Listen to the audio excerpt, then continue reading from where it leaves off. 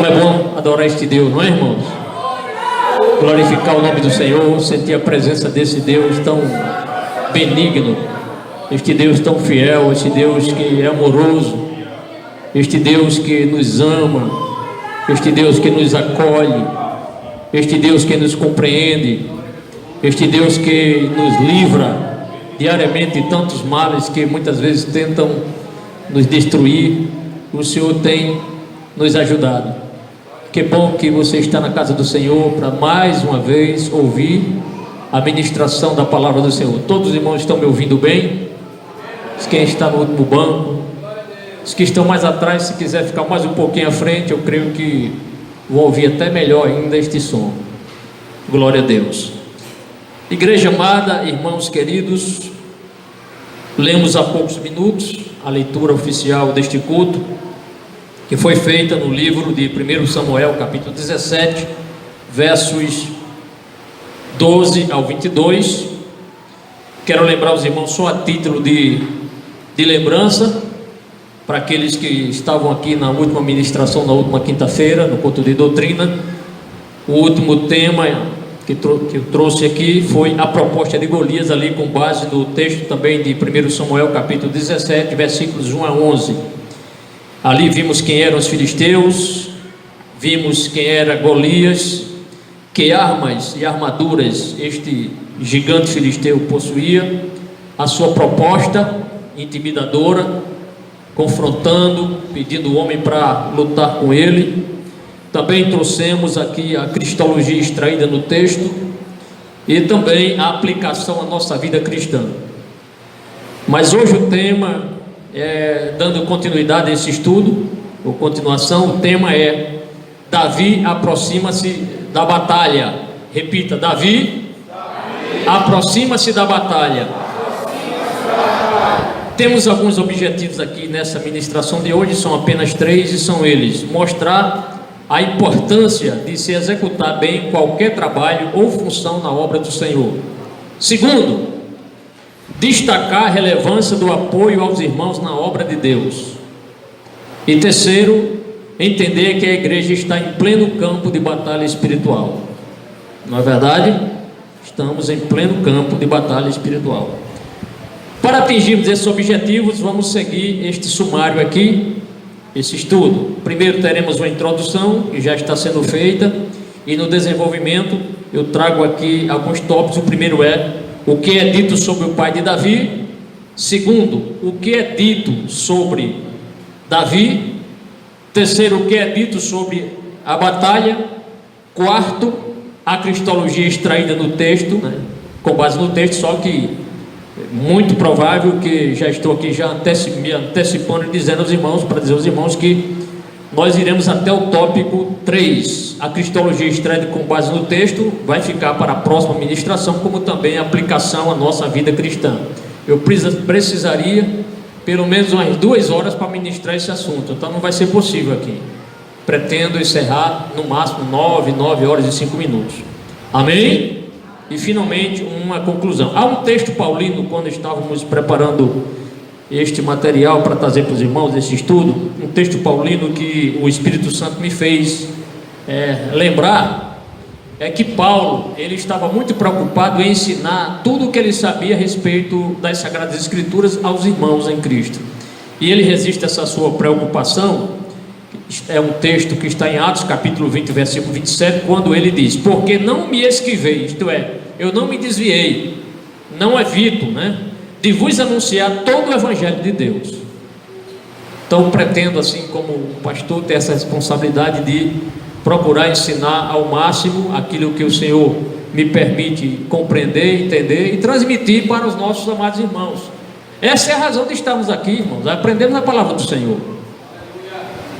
Então chegou o momento, nós já adoramos ao Senhor, os irmãos aqui louvaram, os conjuntos louvaram.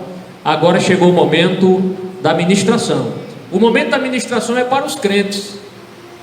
O momento da oração, o momento da adoração é para Deus. Deus não precisa de doutrina, porque a doutrina já é dele. Então peço que vocês fiquem atentos, orando por mim, para que o Senhor me traga a lembrança, a minha memória, coisas que muitas vezes não consta aqui no meu plano de estudo para os irmãos, né? Hoje a aula é estudo, doutrina é ensino, é ministração. E muitas vezes o Espírito Santo me coloca coisa na mente assim na hora que eu nem pensava quando estava preparando, mas o Espírito Santo do Senhor, e temos que ser sujeitos ao Espírito Santo de Deus, não é verdade? E às vezes aquilo que a gente programa dizer, às vezes não diz, e aquilo que não está no programa, o Espírito Santo traz à nossa memória, ou revela na hora para nós dizermos, amém? Porque nós servimos a um Deus que revela coisas, até coisas ocultas, Deus traz à memória. Coisas, talvez algum irmão está aqui passando por uma fase difícil na vida, por um problema, e de repente aqui uma simples palavra, mas na direção do Espírito Santo, vai direto no coração do nosso amado irmão, e era aquela palavra que ele precisava. Aí volta para casa aliviado, tranquilo, porque Deus falou com ele. E ele não tem dúvida, olha, Deus falou comigo, aquela palavra foi para mim. Glória a Deus. E assim os irmãos são edificados, não é? Ficam firmes, crescem, se fortalecendo na graça do Espírito Santo.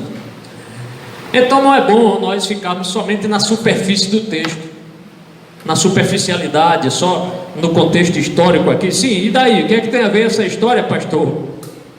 1000 anos antes de Cristo, né? Davi foi um personagem que viveu 1000 anos antes de Cristo. Então, ou seja, 3000 anos antes da nossa existência. E o que é que Davi tem a ver conosco? Muita coisa, muitas coisas que nós estudamos no Antigo Testamento podemos aplicar também ao Novo Testamento. Então vamos à nossa vida. O que é dito sobre o pai de Davi? Vamos observar, e eu peço muita atenção dos irmãos. O que é dito sobre este homem? Como era o nome dele? Jessé. Os irmãos já sabem. Primeiro, o seu pai era Efrateu. E aí quando os irmãos lerem o texto, no versículo 12, na parte A, vão se deparar já com uma questão que muita gente às vezes não sabe elucidar o porquê. Então o primeiro problema aqui de interpretação, o versículo 12 consta: e Davi era filho de um homem Efrateu, de Belém de Judá. Por que o texto fala Efrateu, um homem Efrateu? Por quê? Nós sabemos todos nós conhecemos a história de Davi, que Jessé, ele não pertencia à tribo de Efraim, ele era da tribo de Judá, certo?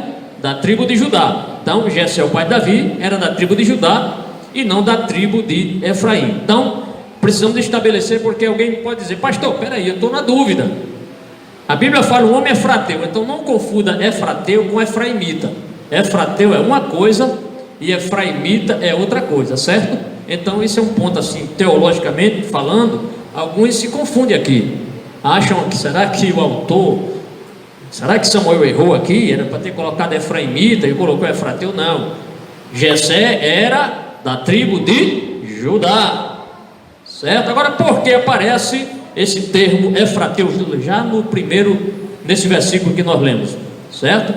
Então é interessante trazer aqui para título de conhecimento, para conhecimento dos irmãos, é que esse termo Efrata vem lá do Gênesis, palavra de Jacó. E eu preciso ler o Gênesis 48 verso 7 para você entender por que esse termo Efrateu, de onde vem Efrateu. Então o Gênesis 48 verso 7 elucida o seguinte, diz assim, palavra de Jacó: vindo pois eu de Padã, me morreu Raquel na terra de Canaã, no caminho, quando ainda ficava um pequeno espaço de terra para vir a Efrata, e eu a sepultei ali no caminho de Efrata, que é Belém. Então Efrata era o antigo nome da cidade de Belém. Então você já entendeu. Efrateu, por quê? Porque ele era de Belém. E o antigo nome de Belém, como é que chamava-se? Efrata, né? E o autor do Gênesis, Moisés, escreveu isso, no caminho de Efrata, que é Belém. Você pode conferir se quiser ainda, Gênesis 35, 19, você vai concordar. Houve um profeta usado por Deus, para ser usado para dizer aonde Jesus iria nascer, o local a cidade onde Jesus iria nascer. Esse profeta foi o profeta Miqueias. E ele usa também esse termo, ele usa essa expressão Efrata. Está em Miqueias 5:2, que revela: e tu, Belém Efrata, posto que pequena entre milhares de Judá, de ti me sairá o que será Senhor em Israel, e cujas saídas são desde os tempos antigos, desde o dia da eternidade. Esse texto aqui é um vaticínio sobre o lugar do nascimento de Jesus. Amém?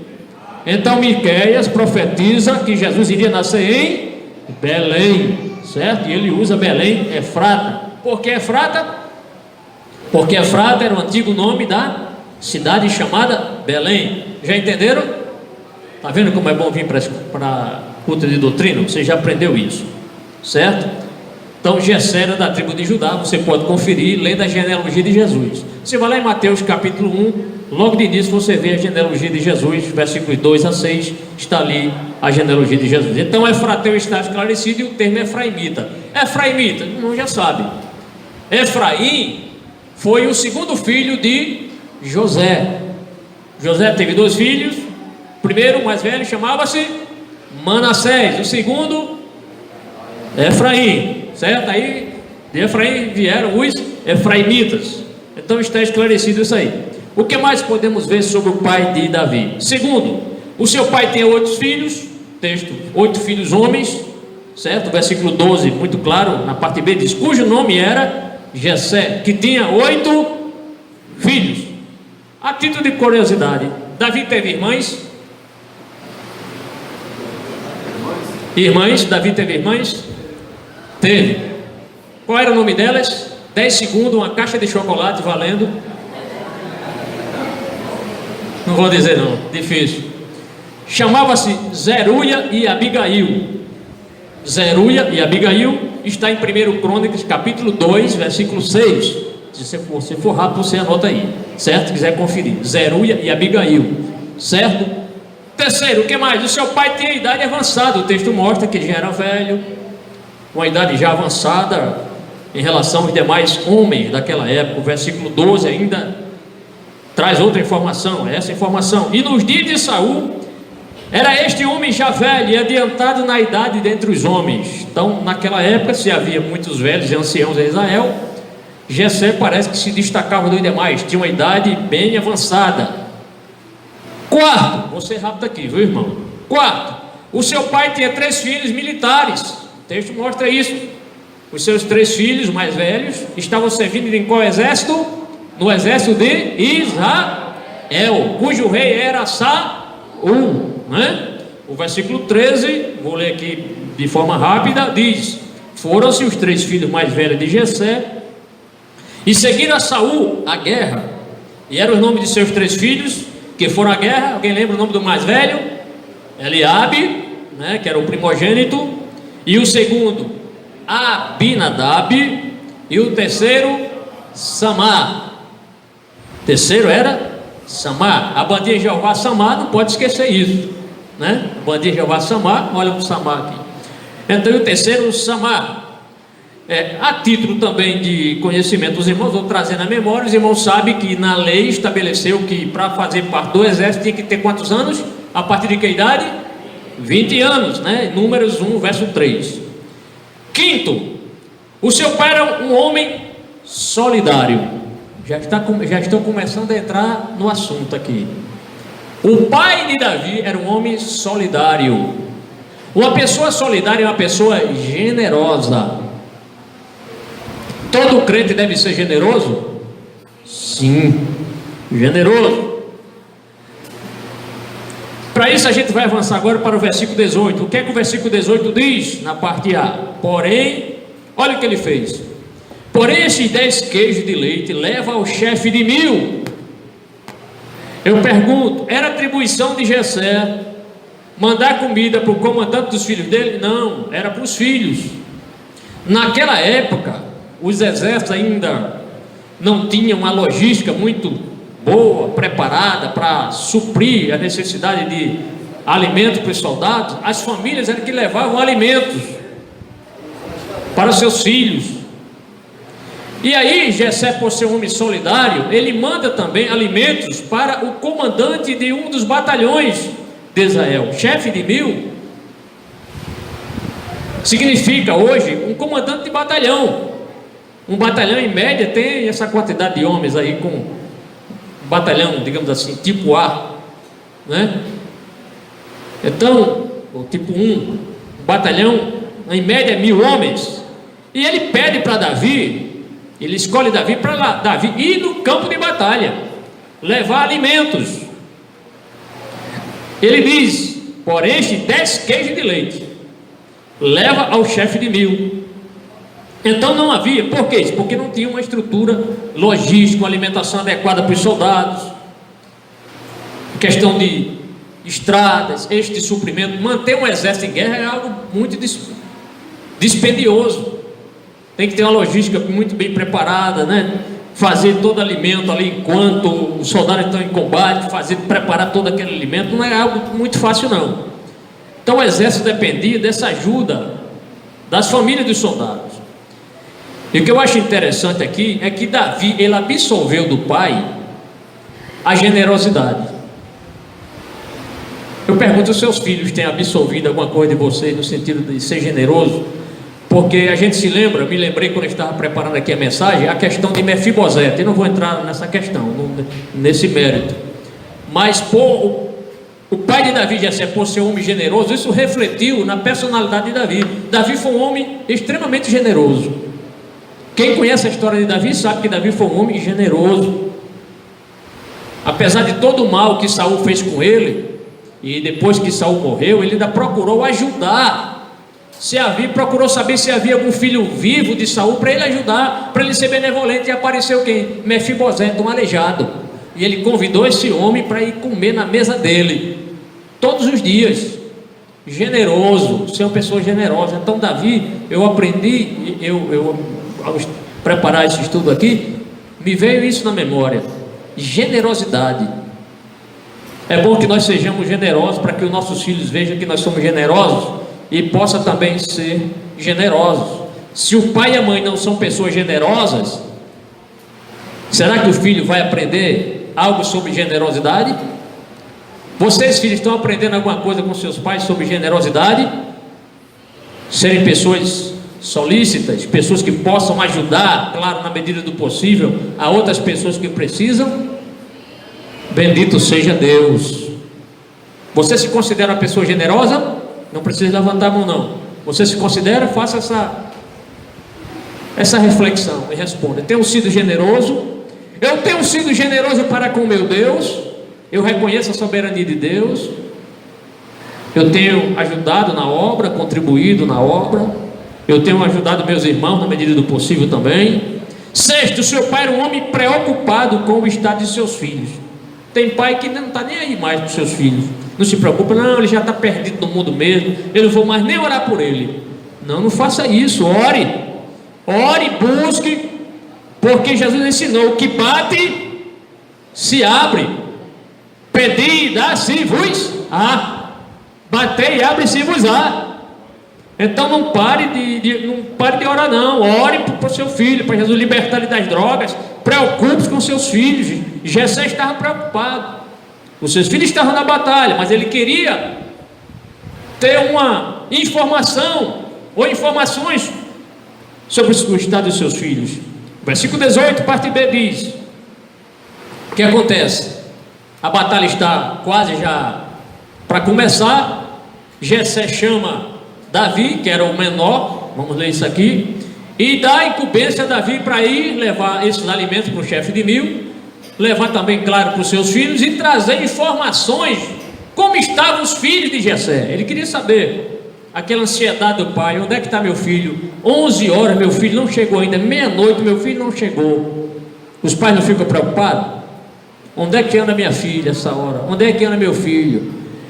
E visitarás até os irmãos, a ver se lhes vai bem, e tomarás o seu penhor, isto é, traga-me alguma garantia de que estão bem. Foi essa incumbência que Jessé deu a Davi. Muito bem, então vimos o que o texto diz sobre o pai de Davi. Vamos prosseguir. O que é dito sobre Davi? que é o nosso personagem que estamos estudando. Primeiro, Davi era o menor de sua casa, não precisa muito esforço para anotar isso aqui, o texto fala claramente, versículo 14, parte A diz: Davi era o menor. Lembre-se que Jessé tinha quantos filhos? Tinha 8 filhos. Quantos estavam no exército? 3. Sobraram quantos? 5 filhos. Então ele poderia, desses 5, ter pego assim, o mais velho dos 5. Mas ele mandou Davi. O que é que eu vejo aí? É que Davi era um filho diferenciado. Davi era um filho que tinha... O pai tinha confiança no Davi e Davi no pai. O pai conhece cada filho. Conhece ou não conhece? Os pais conhecem cada filho. Quem é mais fiel, quem é mais amoroso, não é? Conhece. Mas conhece quem é o mais desobediente. O pai conhece. O filho mais querido conhece. Agora não é bom fazer como fez. Quem foi? Isaac, né? Aliás, Jacó. Isaac também, mas mais Jacó, porque fez aquela túnica e aquele problema. Trouxe assim inveja dos outros filhos, ou dos outros irmãos. Mas certamente Davi era um filho que demonstrava confiança, que o pai tinha plena confiança dele. É tanto que ele pegou o mais novo. E com responsabilidade. Davi, quem cuidava das ovelhas era Davi. Quer dizer, ele abdica de Davi. É como se dissesse: deixa as ovelhas no campo, eu tenho uma tarefa especial para você. É como se dissesse: eu só confio em você. Você é um rapaz muito sagaz, é um rapaz que sabe conversar, é um rapaz que sabe entrar e sabe sair. Eu vou mandar você. E manda Davi com essa incumbência. Vamos para frente. Segundo, Davi servia ao rei. Irmãos, lembre-se que quando Saul começou aquele espírito, onde o texto mostra, vindo da parte do Senhor, apesar de não ser Deus, mas Deus permitia que aquele demônio oprimisse Saul, e aí trouxeram Davi para Davi tocar para aquele espírito ir embora. Davi tem essa dupla incumbência, a incumbência do pai de cuidar das ovelhas e também a incumbência de tocar para o rei Saul. Amém? Então Davi servia ao rei, mas não se esquecia da responsabilidade em sua casa. Vamos ver, vamos conferir no versículo 15. Davi, porém, ia e voltava de Saul para apacentar as ovelhas de seu pai em Belém. Então Davi tem essa dupla função: cuidava das ovelhas e também corria lá para o palácio, corria para onde estava o rei Saul para tocar para ele, ou até, quem sabe, até no campo. Quando Saul estava, foram constantes ocasiões, o espírito mau vinha sobre Saul, porque ele tinha perdido a graça. Deus tinha o espírito do Senhor, o Senhor retirou o seu espírito de Saul, e Saul viu-se atormentado. Então Davi ia para o campo, voltava, quem sabe, ia para o palácio quando Saul. E aqui no contexto, Israel estava em guerra contra quem? Contra os filisteus. Mas o que é que eu vejo aqui? Quando o texto de Davi, porém, ia e voltava de Saul para apacentar as ovelhas de seu pai, é que, trazendo isso para o nosso dia hoje, muitos irmãos têm emprego na vida secular, mas ter emprego não significa, irmãos, e também não é pretexto para nos isentar da responsabilidade na casa do Senhor. Vou ser mais claro. Algumas ocasiões já chegaram jovens, mais jovens, chega: pastor, ore por mim, peça as orações da igreja porque eu vou prestar concurso para o Enem, para o vestibular, o Enem. E aí depois que o jovem, às vezes até é jovem que tem uma função na igreja, depois que passa e é aprovado, aí vem: pastor, eu vim entregar o carro porque agora eu não vou ter mais tempo para a obra, agora meu negócio agora é só estudar. Então veja que Davi, ele cuidava das ovelhas, cuidava do trabalho do pai, cuidava também do rei, tocava para o rei, era o armeiro do rei que guardava as armas do rei. Então Davi não era um desocupado. Então Nunca use o seu trabalho para dizer: não, pastor, eu estou trabalhando muito, eu agora não quero mais trabalhar na obra de Deus. Irmãos, buscai em primeiro lugar o reino de Deus e a sua justiça, e as demais coisas vos serão acrescentadas. Olha, irmão, com Deus tudo dá certo. Com Deus tudo dá certo. Você pode trabalhar no emprego lá, pastor, é 8 horas, mais 1 hora para eu ir para o trabalho, mais 1 hora para voltar, não vou ter tempo. Deus é dono do tempo. Seja fiel, esteja na obra do Senhor, não entregue seu cargo, trabalhe. Jesus pode até, quem sabe, te permitir você seja promovido lá na sua empresa, onde você trabalha, e você vai ter depois mais tempo para se dedicar na obra. Mas não entregue a função na casa do Senhor em detrimento de achar que não tem tempo mais. Lembre-se de Davi. Eu vejo Davi assim como uma pessoa correndo para lá e para cá, né? Ora no palácio, ora em casa, ora no acampamento lá no Vale de Elá, para tocar quando o rei estava endemoniado lá, com aquele espírito mau. Então Davi não era alguém parado, era alguém que trabalhava. Terceiro lugar, Davi foi enviado enquanto a batalha estava em andamento. Então eu fico pensando assim, que Davi correu até risco de vida. Vou falar um pouco mais à frente. Então seu pai manda ele levar esse alimento em plena batalha, ou início de batalha, ou nos preparativos. O versículo 16 parte A diz: chegava-se, pois, o filisteu pela manhã e à tarde, e apresentou-se por 40 dias. Irmãos, durante 40 dias estava lá o gigante Golias, todo dia, bem cedinho. Lá ia ele lá, de manhã e de tarde, com aquele seu vozeirão, né? Um homem alto, certamente tinha uma boca muito grande, tinha um pulmão forte, gritando, pedindo para alguém lutar com ele. Chegava-se, pois, o filisteu pela manhã e à tarde, e apresentou-se por 40 dias. E aqui eu chamo a atenção aqui dos irmãos, é que esse termo 40 na Bíblia, ele tem assim devemos ter uma certa atenção quando você lê alguma coisa sobre 40 na Bíblia. Não vou falar aqui nessa questão de numerologia, mas eu achei interessante. Por que 40 dias? E aí eu comecei a descobrir na Bíblia que o número 40 ele é muito significativo. É considerado o número 40 como o número das provações dos homens. Sabia disso? O número 40 na Bíblia é o número das provações do homem. Eu vou citar aqui só alguns fatos com referência ao número 40 na Bíblia. Quer ver?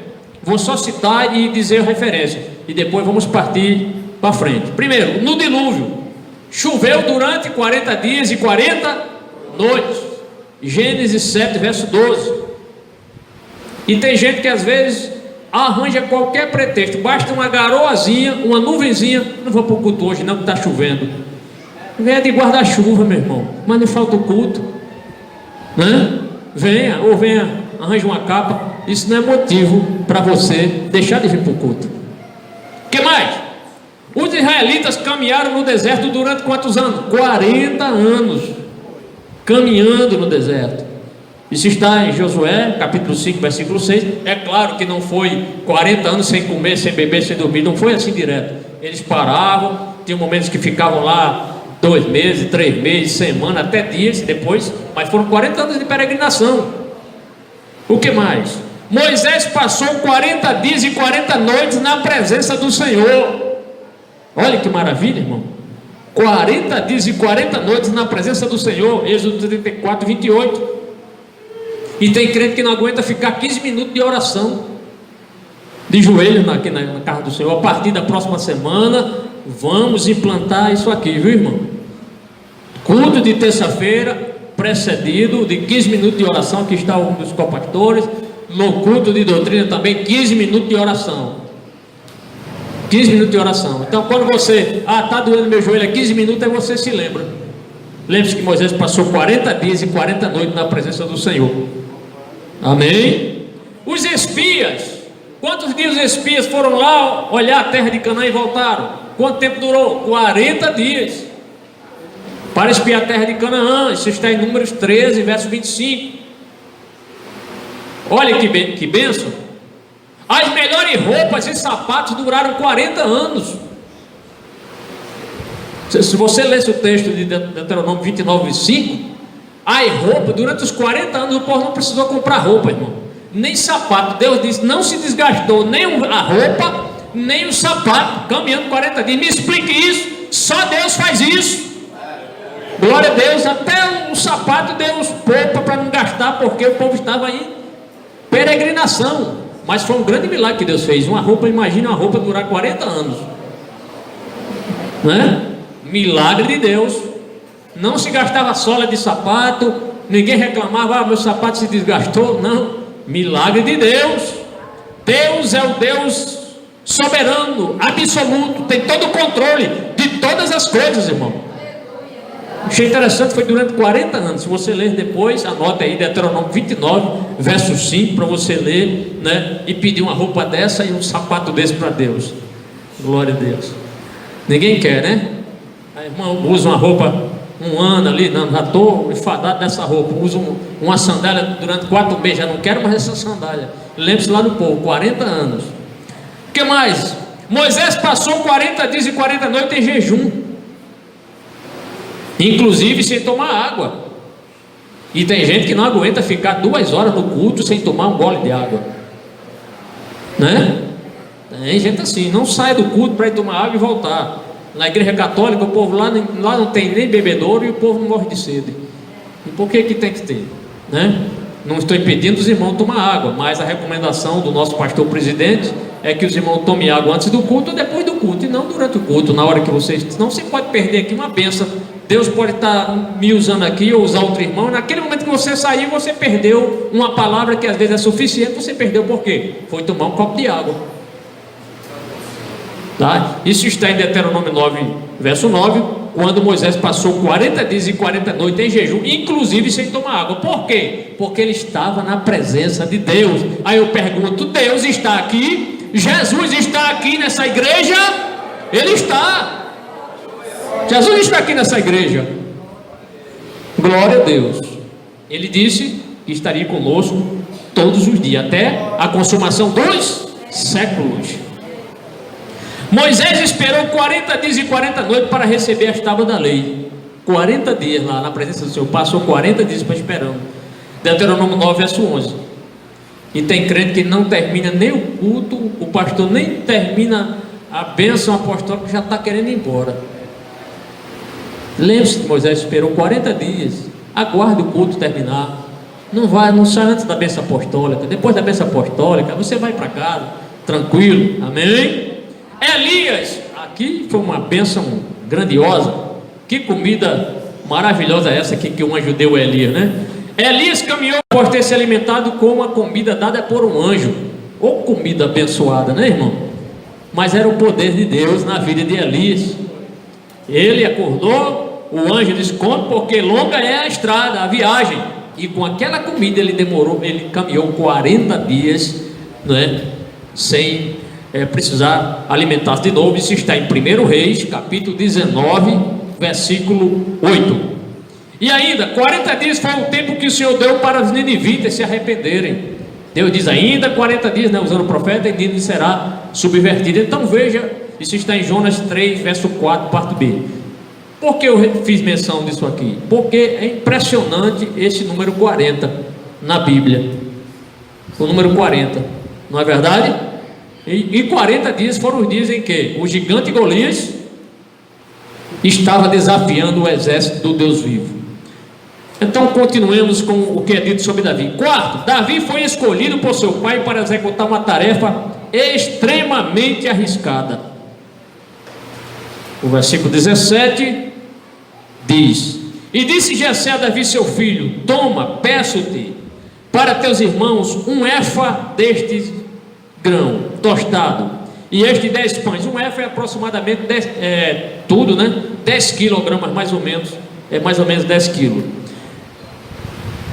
Para os teus irmãos um efa destes grão tostado, e este 10 pães, e corre e leva-os ao arraial a teus irmãos. Então vejam que Jessé mandou Davi levar comida para o chefe de 1000 e mandou também que Davi levasse comida para os seus irmãos. O versículo 19, que também complementa isso aqui, diz: e estavam Saul e eles e todos os homens de Israel no vale do Carvalho, pelejando com os filisteus. Veja que, irmãos, Jessé deu uma tarefa arriscada a Davi. Por quê? Porque havia este conflito entre os filisteus e os israelitas. Os filisteus poderiam ter se infiltrado em Israel, poderiam montar uma emboscada para pegar qualquer pessoa que passasse lá numa certa estrada, quem sabe qualquer lugar, qualquer via de acesso. Eles poderiam ali instalar um ponto de bloqueio, que a gente chama isso no exército, ponto de bloqueio, né? Barrando via de acesso, e capturar ou matar qualquer pessoa que passasse ali, porque os filisteus poderiam se infiltrar. Eles estavam praticamente dentro de Israel já. Havia duas elevações, e no meio estava o vale. O exército de Israel estava de um lado e o exército dos filisteus estava do outro lado. Como os filisteus já estavam em território israelita, quando Jessé manda Davi ir para o campo de batalha, Davi estava se arriscando. Por quê? Porque o inimigo poderia ter se infiltrado na região e capturar pessoas, militares ou civis, para servir como escudo, como troca, como hoje fazem os inimigos de Israel, principalmente o Irã, quando capturam israelita. Eles capturam israelita e dizem: só solta o israelita se você soltar 200 árabes, por exemplo, não é? Então foi um risco que Jessé correu, mas ele confiava em Davi, sabia que Davi era um menino, e mesmo porque ele sabia que Davi tinha sido ungido. Sabia ou não? Sabia. Provavelmente, eu creio, é muito provável que, apesar do texto não mostrar que Samuel tenha dito o motivo porque estava ungindo Davi, mas eu creio que possivelmente Jessé sabia que seu filho ia ser rei em Israel, e em liberar seu filho, mandar seu filho ir para o campo de batalha, entregar comida, ele assumiu esse risco. Porém, eu vejo também aí em Jessé um homem de fé, que se Deus mandou o profeta Samuel ungir o seu filho para ser rei, ele poderia descansar nas promessas de Deus. E quem confia nas promessas e no livramento de Deus tem vitória. E Jessé, por ser um homem de fé, eu creio, ele sabia que a providência de Deus estaria garantindo que Davi iria até lá, iria retornar sem sofrer nenhum combate, sem ser ferido. Confiar no Senhor é muito bom, não é, irmãos? Confiar no Senhor é bom, não é verdade? Confiar no Senhor. Quando a gente confia no Senhor, a gente sabe que vai e volta, porque Deus está conosco. Mas isso não nos isenta de passar por luta. Não nos isenta. Então o inimigo poderia ter montado emboscada, sequestrar Davi, sequestrar os suprimentos que Davi estava levando, fazer até mesmo Davi ser um prisioneiro de guerra, mas ele foi. Quinto, Davi tinha disposição para obedecer. Oh, coisa boa, um crente obediente. Coisa boa é uma moça obediente, um rapaz obediente, um obreiro obediente, uma senhora, um senhor, um tocador obediente. Não, a bênção, um filho obediente, é uma coisa boa demais, né? O que dá satisfação ao filho, ao pai, é ver uma filha obediente, um filho obediente. Olha, filho, você vai, mas às 10 horas quero você aqui. Ele vai, chega às 10 horas em ponto. Tem filho assim, vai sair de casa: papai, mamãe, eu vou em tal lugar assim, ó, não se preocupe, tal hora eu estou aqui, e realmente cumpre. Mas tem muitos filhos aí desobedientes que não respeitam mais horário, não respeitam mais as orientações do pai. Ah, mamãe, a senhora é quadrada, no seu tempo era assim, mas hoje é tudo diferente. Não, obedeça seu pai. Quer viver muito? Obedeça seu pai. É o primeiro mandamento com promessa. O quinto mandamento: honra teu pai e tua mãe, para que se prolongue os teus dias sobre a terra. Obedeça seu pai, obedeça sua mãe. Não fique resmungando, né? Num canto, o pai manda uma coisa, fica resmungando, a mãe resmungando. Você está querendo o quê? Morrer novo, é? Querendo morrer novo. Davi tinha disposição para obedecer. O versículo 20 diz assim, ó, parte A: Davi então de madrugada se levantou pela manhã. O pai de Davi tinha dado incumbência: você vai levar amanhã lá para o campo de batalha comida para o chefe de 1000, você vai levar comida para os seus irmãos, traga informações dele. Davi não contestou, mas pai, porque eu sou o mais novo, sou o caçula. Ele pode dizer: eu sou ungido, o senhor, eu vou correr risco, e se a promessa, e se eu morrer, quem é que vai ser o rei? Como é que vai ficar a promessa de Deus? Mas Davi não contestou. Coisa boa quando o crente não contesta uma solicitação, uma ordem assim, no bom sentido, né? Faça isso, irmão, faça desse jeito e dá tudo certo. É muito bom trabalhar com crente assim, não é, irmão? É bom trabalhar com isso, não é humilhação nenhuma, mas isso é respeito, isso é honra. Você quer ser honrado? Honre também, e Deus se agrada, Deus se agrada. Davi então de madrugada, olha que disposição, acordou bem cedinho. Quem sabe os outros irmãos dormindo, Davi acorda, pega todo aquele material, levanta-se cedo e se prepara para ir para onde? Para a área onde havia o combate. Sexto, Davi era uma pessoa responsável. Percebeu isso no versículo 20, quando estávamos lendo? Versículo 20: Davi tinha ovelhas, ele cuidava da ovelha do pai. Mas será que ele deixou as ovelhas lá de qualquer jeito? Davi era irresponsável? Não. Ele saiu, mas deixou as ovelhas com alguém. Olha o versículo 20, a parte B. E deixou as ovelhas a um guarda. Deixou alguém. Quem sabe chamou um amigo dele, uma pessoa. Olha, cuide dessas ovelhas, que eu tenho uma missão aqui, que é levar comida para os meus irmãos, para o chefe de 1000. Tem uma missão do meu pai. Guarda as ovelhas. Alguém responsável. Um dia desse, não muito, um ano passado, nós estávamos no culto do Natal, na época do Natal, e eu chamei duas irmãs, todas as irmãs regentes do conjunto. Eu disse: irmãs, no dia do Natal, eu gostaria que todos os conjuntos cantassem hino natalino, hinos que destacassem o Natal de Jesus, porque a cristandade comemora o nascimento de Jesus no dia 25. Não quer dizer que Jesus realmente nasceu no dia 25. Mas se todo mundo comemora, por que vamos ser diferentes? Vamos comemorar. Jesus nasceu? Nasceu. Então vocês preparem. No dia do Natal, procurei assim o conjunto, e aí regenta as duas, todas as duas ausentes. Quer dizer, onde é que está a responsabilidade? Não eram responsáveis. Nem sequer deram assim: pastor, uma satisfação. Pastor, no Natal não estaremos aqui. Mas não, quer dizer, se tivesse observado o que Davi fez: não, eu vou viajar, ou, né, ou estou enferma, irmã, comunica ao pastor, ou então não é possível estar. Mas faltaram as duas, a primeira e a segunda regente. Aí eu pergunto: onde é que está a responsabilidade? Não é? Então devemos ser pessoas responsáveis. Se tem a função, eu não posso ir para aquele trabalho que o pastor me escalou. Assim, então vou chamar uma pessoa para dar minha confiança. Se eu não posso ir para uma reunião no tempo central que o pastor presidente nos convoca, eu mando um dos obreiros, mandarei um dos obreiros para me representar. Mas não pode deixar a obra do Senhor assim, de qualquer jeito, né? Então deixou as ovelhas a um guarda. Sétimo, Davi não olhou para a dificuldade em ter que levar o peso da carga sozinho. Quando ele levou, no capítulo 16, quando os irmãos leem, quando o seu pai chama, ele manda levar alimentos para Saul, o texto diz que ele pegou um jumento e colocou a carga. Agora não, ele tem que ir sem jumento.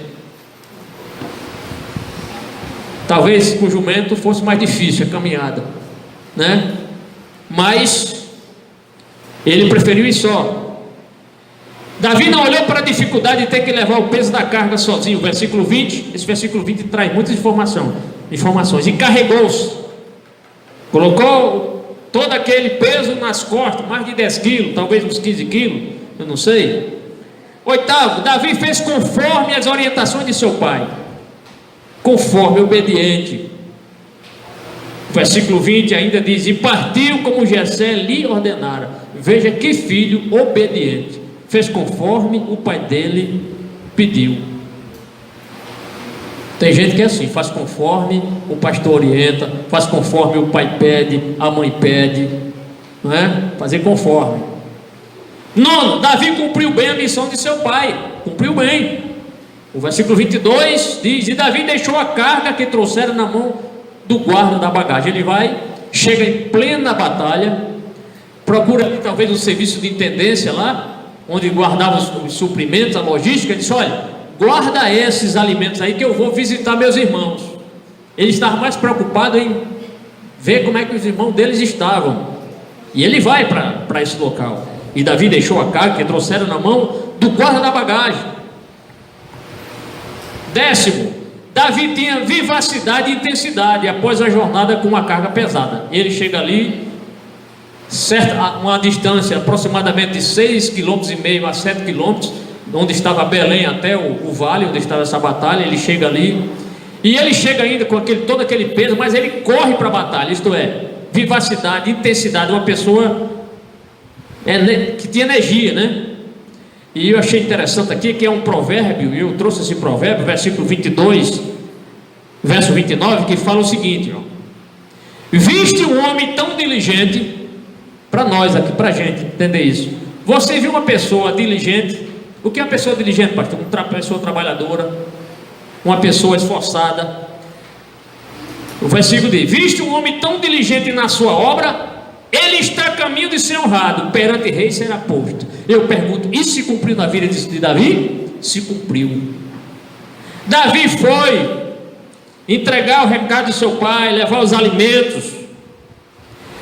Ele se deparou com o quê? Com um quadro depois aterrador, que foi o gigante desafiando um homem para lutar com ele. Aí eu pergunto, isso se cumpriu na vida de Davi? Cumpriu-se. Nós veremos mais à frente em outro estudo. Então Davi enfrenta aquele gigante, derrota aquele gigante, e daqui a pouco, não tão daqui a pouco, foi ser rei no lugar de Saul. Por quê? Porque Deus viu que Davi era uma pessoa capacitada, um homem esforçado, um jovem diligente. Tem gente assim aqui na igreja. Eu já percebi que tem jovens aqui, e senhoras e senhores diligentes, irmãos diligentes na obra, né? Não faz corpo mole, manda fazer uma coisa, faz, não é? E faz bem feito, graças a Deus por isso, e Deus gosta disso. 11º, Davi preocupou-se com seus irmãos. Davi preocupou-se com seus irmãos. Versículo 22 ainda diz: e chegando perguntou a seus irmãos se estavam bem. Então ele estava preocupado, queria notícias de seus irmãos. Será que ainda estão vivos? Será que estão feridos? Será que estão bem? Porque o pai dele deu a ele essa incumbência de saber como estavam os seus irmãos. Então, amados, nós acabamos de ver o que foi dito sobre Davi. Terceiro tópico: o que é dito sobre a batalha? O que é dito sobre a batalha? É que ela estava prestes a acontecer. Essa batalha estava prestes a acontecer. O versículo 20 parte E diz: e chegou ao lugar dos carros, quando já o arraial saía em ordem de batalha, e a gritos chamavam a peleja. Isto é, o que acontecia? Um exército filisteu estava numa elevação, e o exército israelita em outra elevação. No meio tinha um vale. Nenhum deles queria subir o vale, porque quando sobe o vale para guerrear, está se expondo. Era como se eu sou desse depois que você descer. Quem é que era idiota, digamos assim, usando aqui a expressão um pouco forte, ou alguém assim insensato, de subir uma elevação, sabendo que o exército lá podia tirar flechas, lanças, fundas, né, pedra de funda. Então ia pegar o militar subindo de peito aberto.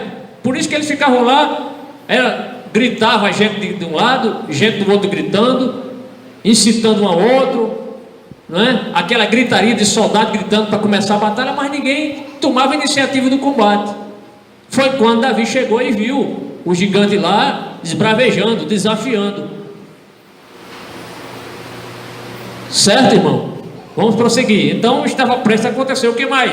Seria um ataque frontal, porque o exército estava em fileira, mesmo em cima de uma elevação, e o outro exército em outra fileira, pronto para o combate, mas ninguém tomava a iniciativa do combate, ninguém avançava primeiro. O versículo 21 diz: os israelitas e filisteus se puseram em ordem, fileira contra fileira, mas ninguém dava o primeiro passo. Era só gritando de um lado, gritando do outro, mas ninguém arriscava-se a atacar primeiro. Bem, eu achei que não dava tempo, mas vamos avançar um pouquinho. Sobre tudo que nós vimos aqui são informações históricas. Amém? Informações históricas. Mas o que vem agora é bem melhor. E depois, melhor ainda. O que eu posso extrair aqui? O que podemos extrair aqui dessas informações? E eu chamo aqui a cristologia no texto. Observe, Davi, vou correr um pouco aqui, viu, irmão? Davi foi enviado para levar pão para os seus irmãos, não foi? Foi. Jesus foi enviado pelo Pai para levar pão, ou trazer o verdadeiro pão dos céus para os seus irmãos. Deus deu essa incumbência para Jesus trazer o verdadeiro pão. E João capítulo 6 versículo 35, o texto assevera o seguinte: e Jesus lhe disse: eu sou o pão da vida. Aquele que vem a mim não terá fome, e aquele que crê em mim jamais terá sede, ou nunca terá sede. Glória a Deus.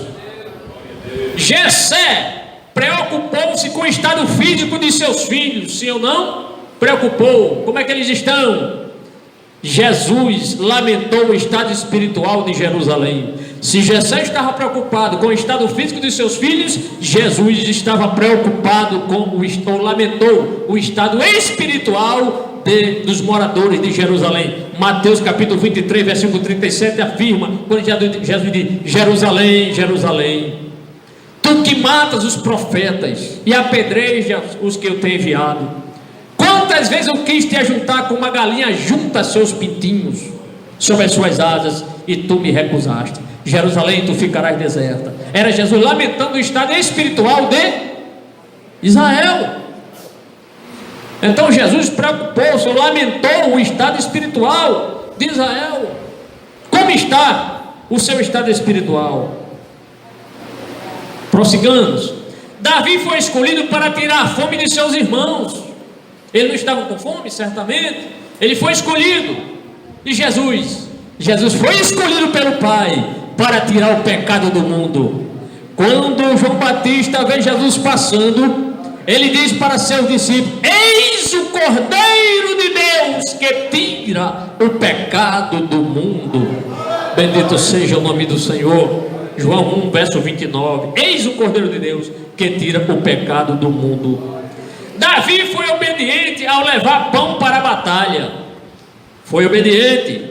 Jesus foi muito mais obediente, porque ele foi obediente até a morte, e morte de cruz. Filipenses capítulo 2 versículo 8 relata: e achado na forma de homem, humilhou-se a si mesmo, sendo obediente até a morte, e morte de cruz. Prossigamos. Durante 40 dias Golias tentou Israel. Durante 40 dias Golias tentou Israel, pedindo um homem para enfrentá-lo. Não foi? Sim ou não, jovem? Foi.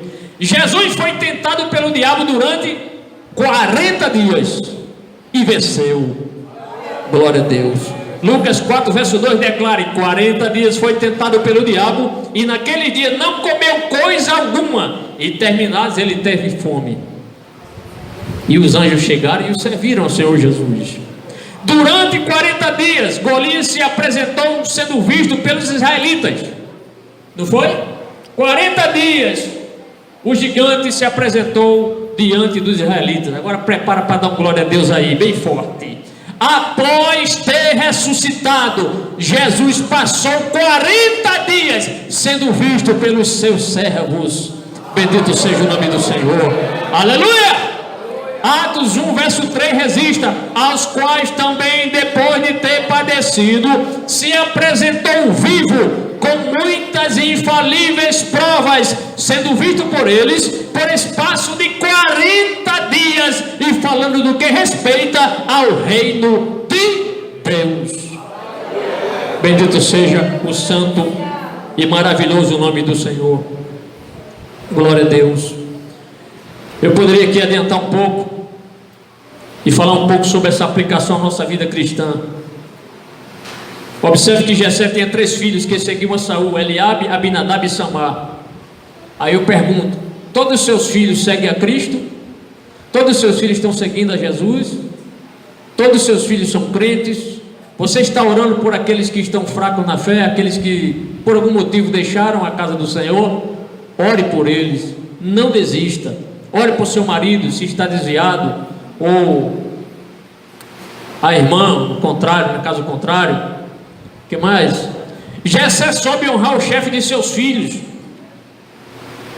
mandou queijos para o chefe dos seus filhos. Como você tem valorizado as pessoas? Você tem valorizado as pessoas que o Senhor tem colocado nos diversos cargos na igreja? Honre essas pessoas, honre o porteiro, a começar do porteiro, honre o irmão que está na portaria, honre as nossas irmãs que regem os conjuntos, honre nossos professores da escola dominical, honre nossos obreiros, honre os irmãos que tocam instrumentos, honre o pastor, honre os obreiros, porque isso não é nenhuma humilhação, mas é algo honroso, né? É aquele negócio, você respeita e recebe a consideração, o respeito dos outros. O que mais? Essa questão do respeito, ela é muito importante, irmão, porque principalmente se tratando de criança, nunca fale mal de um obreiro na frente de criança, e nem por trás também, né? Nem por trás. As crianças, eles conseguem assim ver coisas concretas, assim, coisas concretas, coisas abstratas assim, eles não entendem muito, dependendo da idade. Exemplo, conta-se que uma certa mãe vivia falando mal do pastor dela da igreja. Essa história é muito conhecida, mas pode ser que alguém não conheça. Vivia falando mal do pastor na frente dos filhos. Aí dizia: aquele pastor tem 2 caras e não sei o que. E o menino, criança, bem, quando ele chegar aqui, eu vou ver se ele tem 2 caras mesmo, né? Então, entendeu dessa forma, né? De forma concreta, não abstrata. E um dia o pastor foi visitar lá a dita mãe, né? E quando o pastor chega na casa lá, a mãe recebe o pastor muito bem. O pastor fica aí, vou ali, vou fazer um cafezinho. E o menino ficou olhando para o pastor, admirado, para baixo, para cima, olhando o pastor. Olhava para um lado e o pastor encabulado ali disse: o que você está olhando para mim?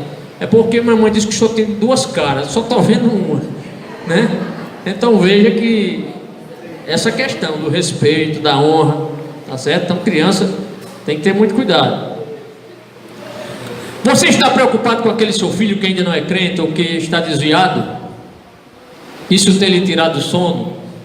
Tem orado por ele? Preocupe com seus filhos, assim como Jessé preocupou-se com os seus filhos.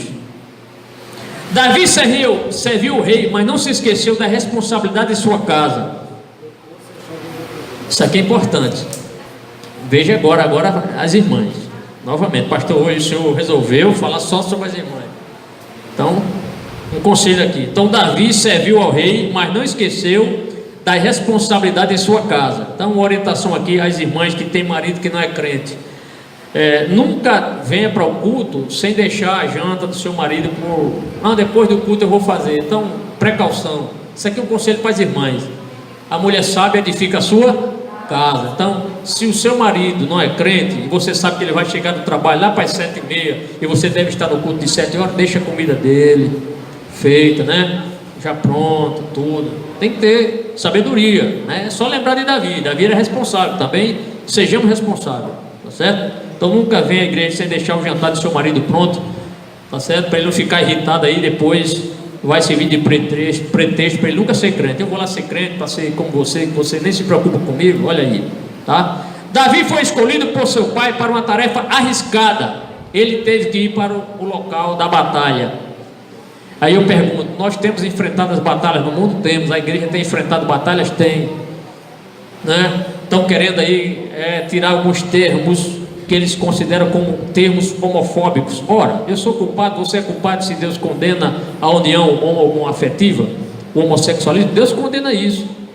E nós, por sermos crentes fiéis à palavra, devemos também condenar, Por quê? Porque nós temos como base a palavra de Deus, não é a Constituição do Brasil. E a igreja tem recebido sérios ataques. Os Golias aí do mundo aí tentando silenciar a igreja, desafiar a igreja, dizer que a igreja, os crentes são homofóbicos, né? Nós amamos qualquer tipo de pecador, nós só não amamos as condutas, algumas condutas reprováveis, que a Bíblia reprova, o próprio Deus reprova essas atitudes. O que mais? Davi tinha disposição para obedecer. Temos essa disposição de Davi? Considere 3 coisas que eu coloquei aqui como... Porque tem gente que acha que ele só deve obedecer só a Deus. Não, pastor, eu só obedeço a Deus. Ele está desviado. Eu vou mostrar aqui. A pessoa só obedece a Deus. Espera aí, rapaz, não é só a Deus que se obedece, não. Se obedece a outras coisas também. A Bíblia manda obedecer. O que mais? Porque, por exemplo, no trabalho, sabia que nós devemos obedecer aos nossos patrões? Claro, aquela ordem, se ele mandar você se ajoelha aí diante dessa imagem de escultura, vai contra seus princípios bíblicos, você não vai fazer uma coisa dessa. Mas aquilo que for uma tarefa para você no seu trabalho, é bom você obedecer. Ele dá incumbência: olha, você tem que limpar aqui esse armário, não é? Tem que arrumar essas camisas aqui. Trabalhando numa loja, você vai arrumar. Só citando só por um exemplo. Qual é o texto que diz que nós devemos obedecer aos nossos patrões? Efésios 6, verso 5. Vós, servos, obedecei aos vossos senhores segundo a carne, com temor e tremor, na sinceridade de vosso coração, como a Cristo. Porque se nós obedecermos nossos patrões, eu vou ter depois, você vai ter crédito depois de falar de Jesus para ele. Ele vai dizer: realmente eu vou lhe ouvir, porque você é uma pessoa, um funcionário meu, obediente, prestativo. Não vejo você aqui com cara feia, não vejo você xingando ninguém aqui. Você é uma pessoa que respeita. É assim ou não é, irmão? Aí você vai ter crédito. Agora, se você for daquela pessoa que chega atrasado, falsifica atestado médico, é enrolão, o patrão de vez em quando pega você dormindo em pleno expediente, contando piada com os amigos que não são crentes, aí você vai falar de Jesus, rapaz, você vai falar do quê? Ele vai dizer: se converta primeiro, depois você tenta me converter. É assim ou não é, irmão? O que mais? Devemos obedecer aos nossos pais. Atenção, mocidade, atenção, quem tem pai aqui? Pai ou mãe, quem tem? Eu tenho também. Muito bem, crianças. Olha o que o texto diz: obedência aos pais. Vós, filhos, Colossenses 3:20, obedecei em tudo aos vossos pais. Olha, em tudo. Não é parcial. Obedecei em tudo aos vossos pais, porque isto é agradável ao Senhor.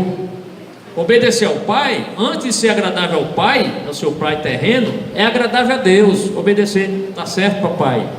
Tá certo, mamãe? Tá certo? Sim, senhor, não, senhor, né? Obediência a quem também? Aos pastores.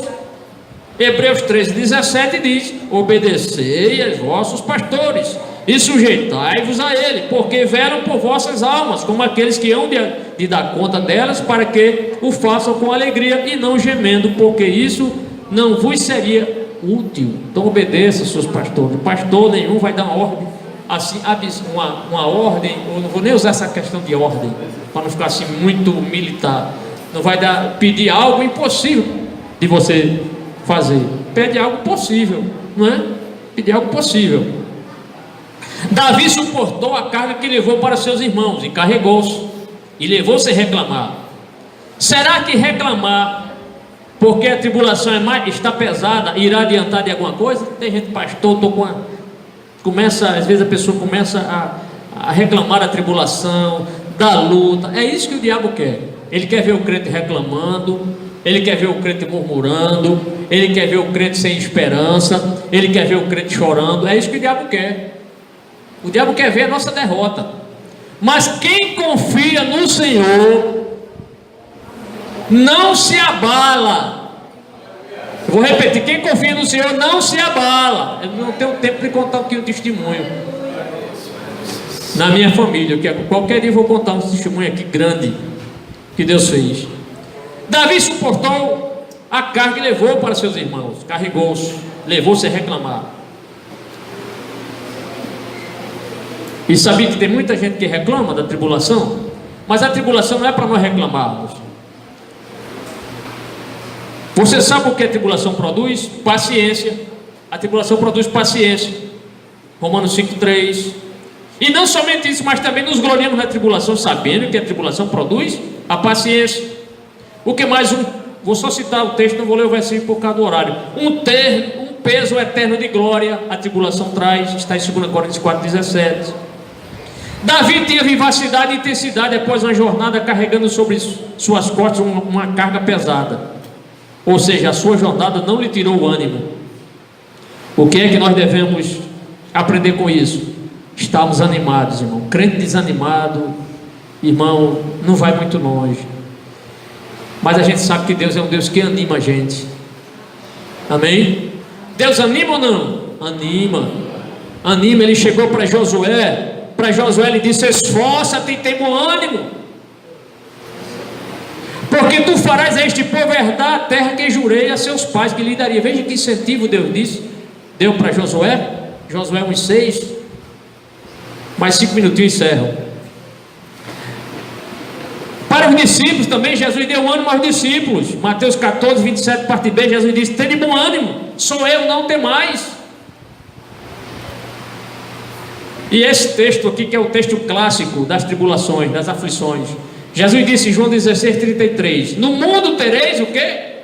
Aflições. Mas ele disse o quê? Mas tende bom ânimo, eu venci o mundo. Mas Jesus venceu. Quando ficou ali na sexta-feira, passou o sábado, mas do domingo pela manhã ele triunfa ressuscitando dentre os mortos. Glória a Deus. Para a mulher fenícia, Jesus disse: tem bom ânimo, tua filha, a tua fé te salvou, vai em paz. Lucas 8:48.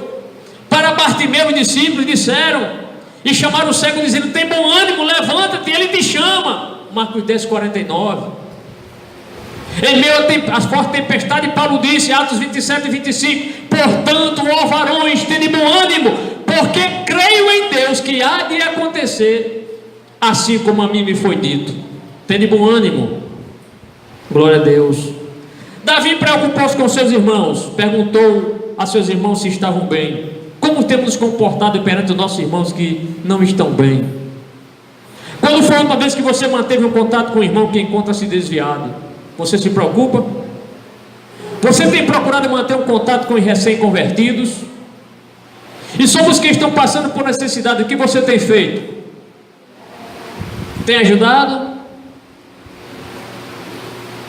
Eu quero louvar a Deus. Qual foi a irmã aqui que soube que o nosso irmão, esqueci o nome dele agora aqui, Mirelle e irmã Joelma estão aqui? Posso dizer o nome, eles estão aqui. Qual foi a irmã que eles estavam com um problema, precisando de uma geladeira, e uma irmã aqui deu uma geladeira, está aqui presente a irmã? Isso. Eu não sei se ela pediu. Muito bem, irmã, Deus te recompense. Isso aí sim, isso é cristianismo, é ajudar, né? Deus recompense a irmã, viu? Deus lhe abençoe grandissimamente. Que Deus nunca deixe faltar o pão. Não vai faltar o pão na sua despensa, na sua geladeira, na sua mesa. Deus lhe abençoe. Isso aqui sim, isso é cristianismo. É procurar ajudar, né? Tinha uma geladeira, os irmãos precisavam, ajudou. O problema, muitas vezes o irmão está passando por uma luta e o pastor é o único que sabe. Às vezes o problema é a falta de comunicação, e a Bíblia orienta: comunicai aos santos nas suas necessidades. Qualquer pessoa que esteja passando por necessidade, falta de comida, alguma coisa, nos procure. Eu não tenho supermercado não, mas tem uma igreja aqui, eu posso cooperar, e a igreja também. Muitos irmãos aqui são irmãos que gostam de ajudar, graças a Deus. Isso é cristianismo, né? Então a igreja tem ajudado, isso é algo bíblico, tá bom? Vamos ficar em pé. Que Deus recompense a todos. Eu achava que não dava, procurei correr, passei aqui por alguns textos que eram importantes citá-los, mas tudo coopera para o bem daqueles que amam o Senhor. Que Deus continue abençoando. E nós vimos que Davi desempenhou uma importante tarefa. Com certeza não foi fácil para ele chegar até aquele acampamento, mas agiu confiadamente. O Senhor o livrou. Certamente não é citado nenhum percalço que ele venha a sofrer. Encontrou seus irmãos e certamente levou boas notícias para o seu pai.